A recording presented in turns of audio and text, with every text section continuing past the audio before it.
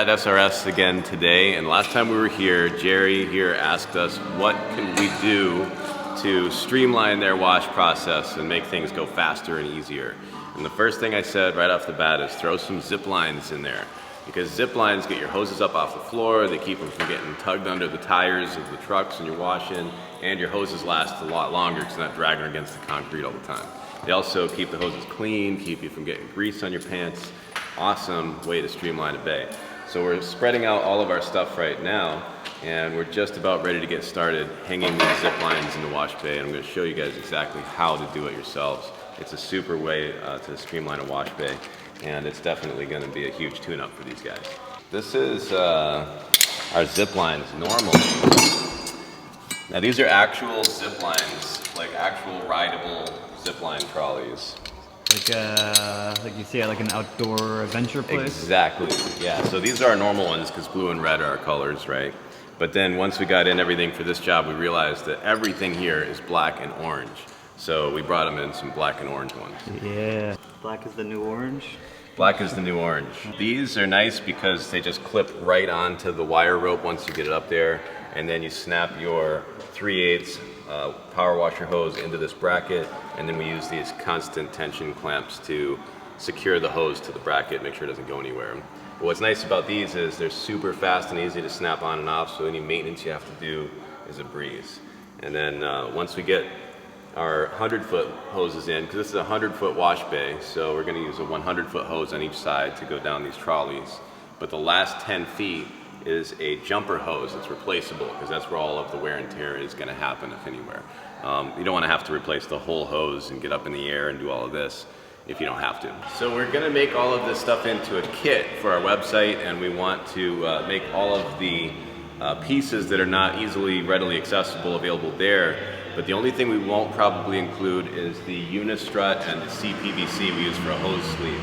So this stuff would cost $1 million to ship, but it's super readily available at any Home Depot or Lowe's or electrical supply house. So all we do with these is we grab some UNISTRUT, we paint them with some bed liner, some truck bed liner from Rust-Oleum that we used on these. And then once we get these in place, we'll put some nice covers over them so they won't even look like UNISTRUT. But these will be available separately, and this is something you'll definitely want to grab. So we use an 1.5" CPVC sleeve to go up and over the overhead door and cross the wash bay. And what this allows for is for you to slip the hose through easily if you need to replace it, like if you over steam the hose or something and it does blow. You don't want to have to get up there and rerun all of your P-clamps and stuff. So this lets you just slip the hose through and replace it easily. Bob's got hose. Look at all his Bob's hose. I got a lot of hose in my life, man.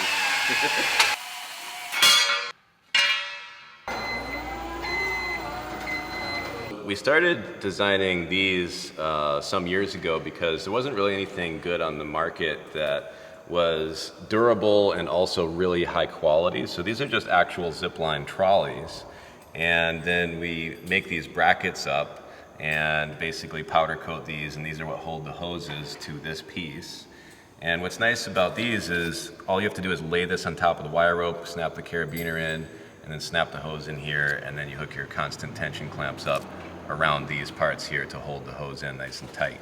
So it's a very fast setup and very easy to maintain down the road if you need to replace a hose.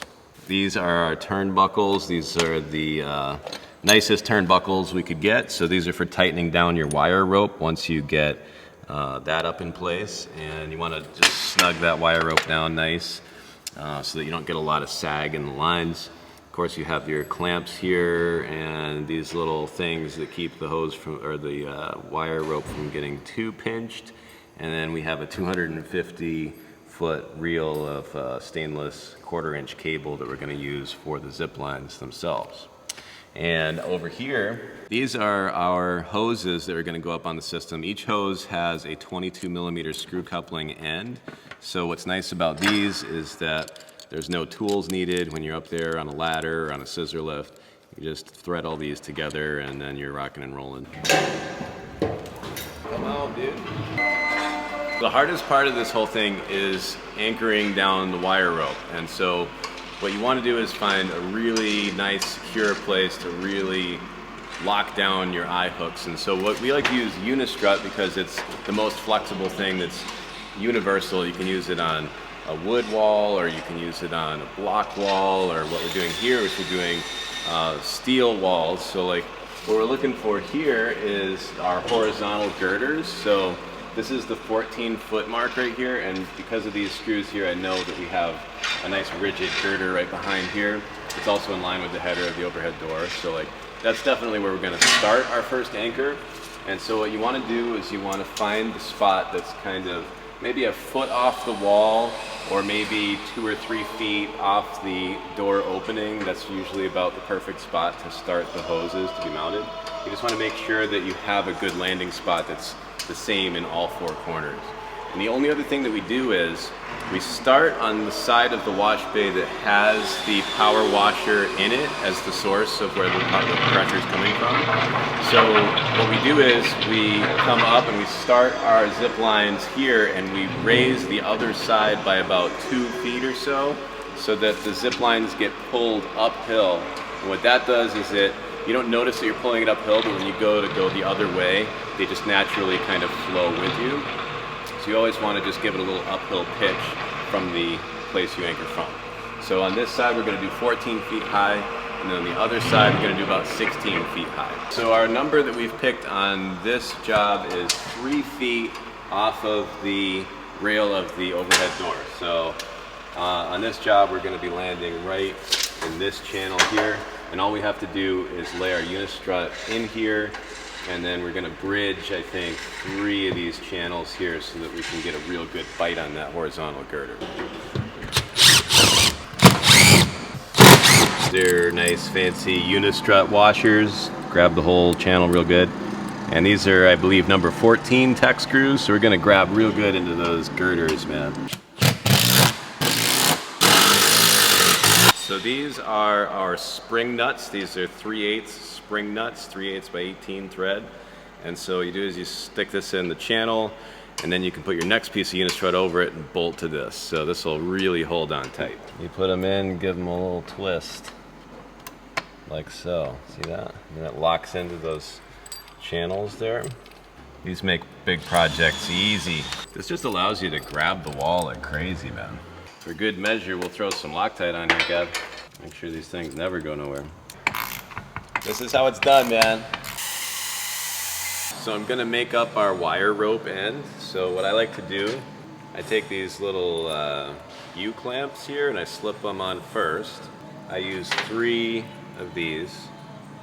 And I do like to throw a little bit of Loctite 243 for stainless on these so they can't back out.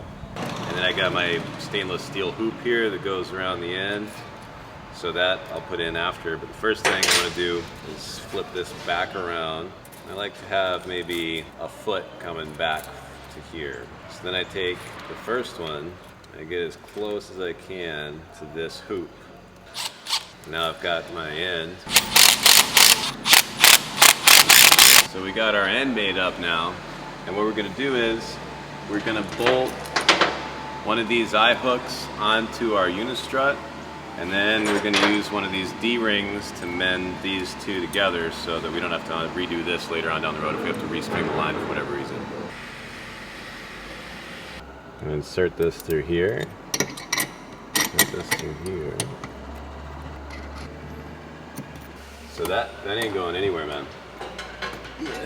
This is just an extra above and beyond thing. We got this nice sort of cover piece we're gonna just put right over the tops of these. Oh, that looks good, man. I just got one more on the other side. Oh man, the fit and finish is next level. That looks nice.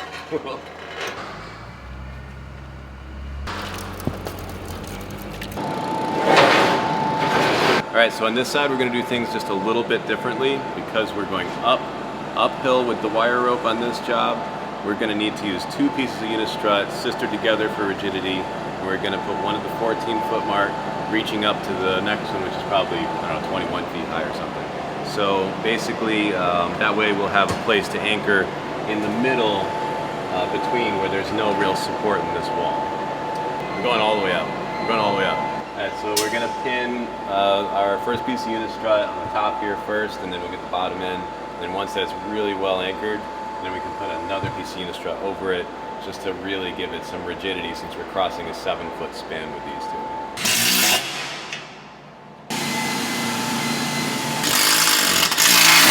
So now we're gonna put our square bolts in there and then sister this up with another piece of UNISTRUT over the top. Could you pass me one of those? I don't want to really let go of this thing just yet. There you go. Yes, much appreciated. A couple more of these and we'll tighten them down.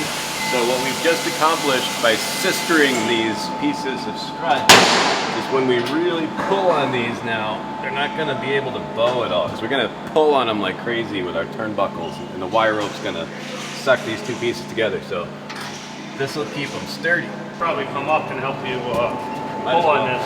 Yeah, it'd be good. We have some luck. Wow. That's cool. That's the shit. Was it magnetic? Yeah. Oh, fancy dancy. We're gonna put the eye hook on, and then we do our turnbuckle. And from there, we're gonna put the other end up of our wire rope up and tighten it all down. Beautiful.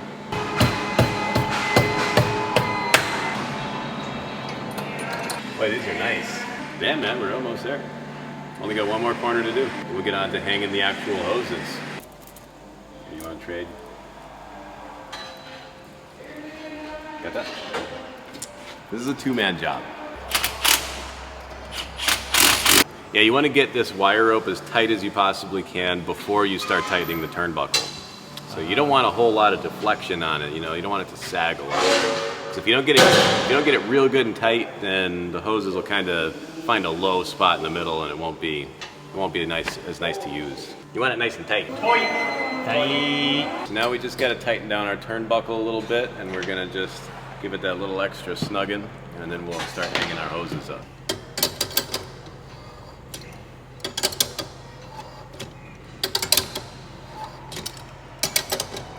How's our deflection looking, Keith? Pretty good. We're getting there.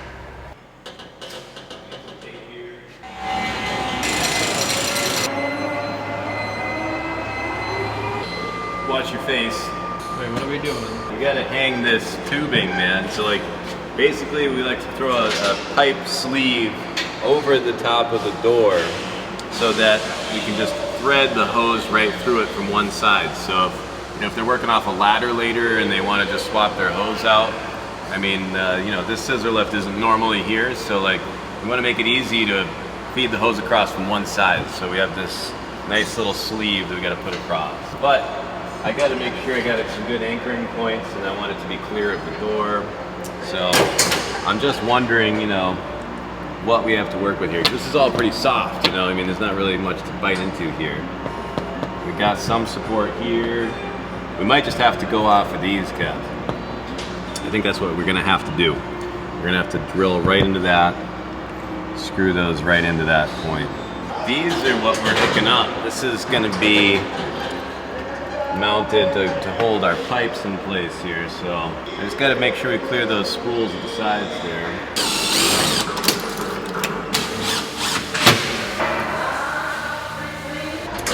And we're gonna want one side all the way over past there.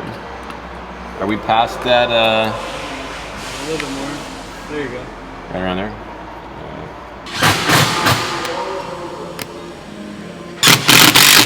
It's almost like we intended for it to be this perfect.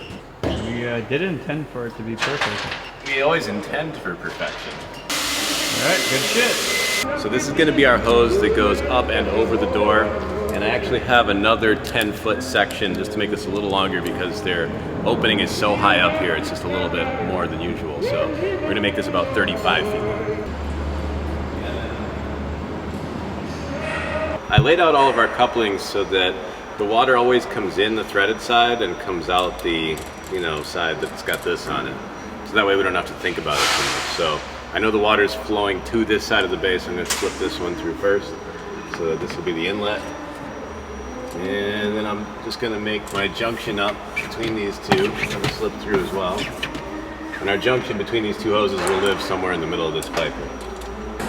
Came out. I saw it. We want these ends to be roughly right around the same height as where the wire rope is attached, because we're gonna have a T that splits and goes down that first side, and then also this hose on this side, we want it to launch right at that intersection where that wire rope starts.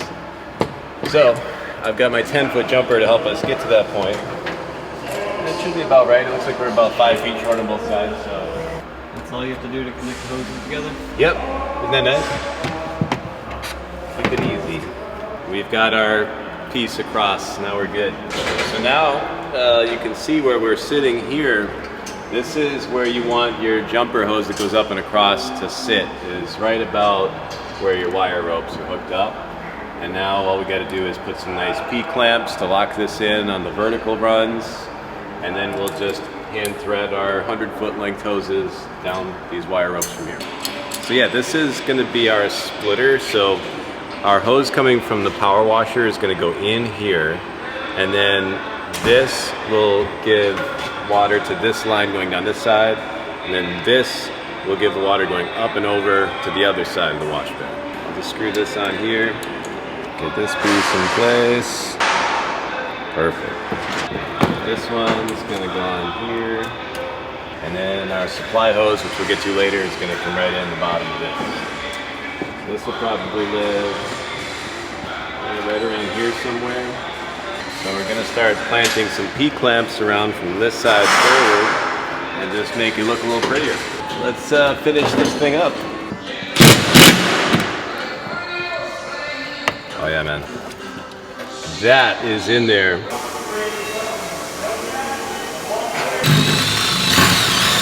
How to reel out a 100-foot hose. Now we're going to show you guys how to hook up the trolleys on the wire rope, and then how to hoop the hose real nice so that it looks real clean when you're done. So the first thing you do, you unhook the carabiner so you can slam that trolley down on the top, and then snap the carabiner right back in. Now we got our trolleys in place. We just got to stick our hoses in and make them nice and even looking, you know. That's Keith's specialty. I always let him handle this part.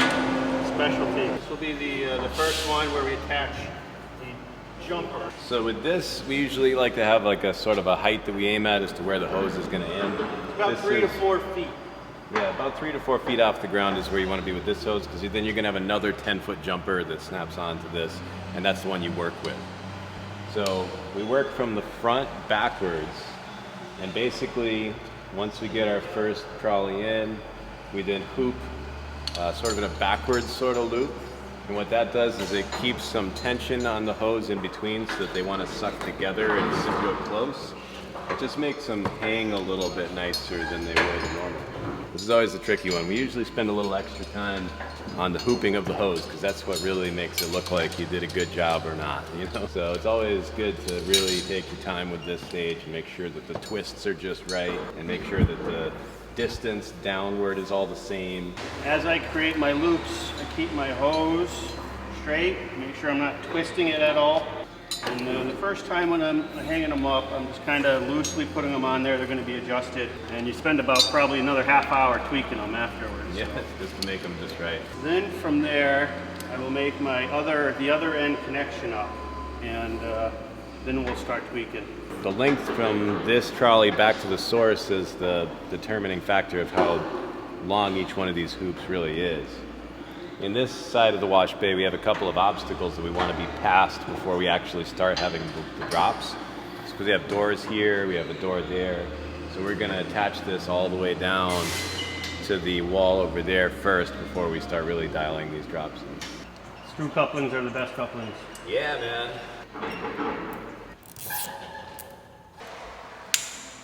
So what we're doing right now is we're making sure that each one of those hoops down there is the same distance, you know, same size, so that they all line up nice and straight. You don't want them to be all crazy looking.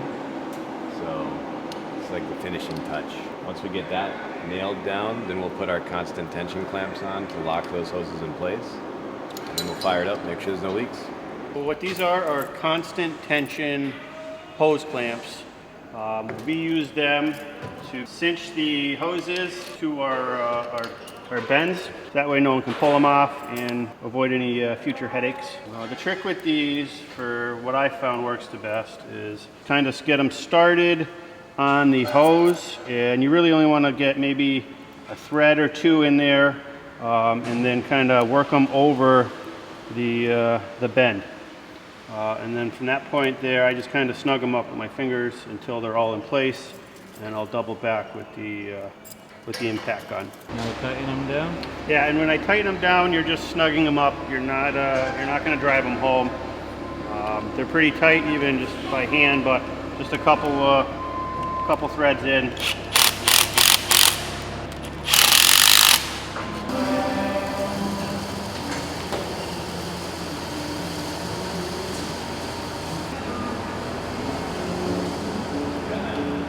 That's pretty good.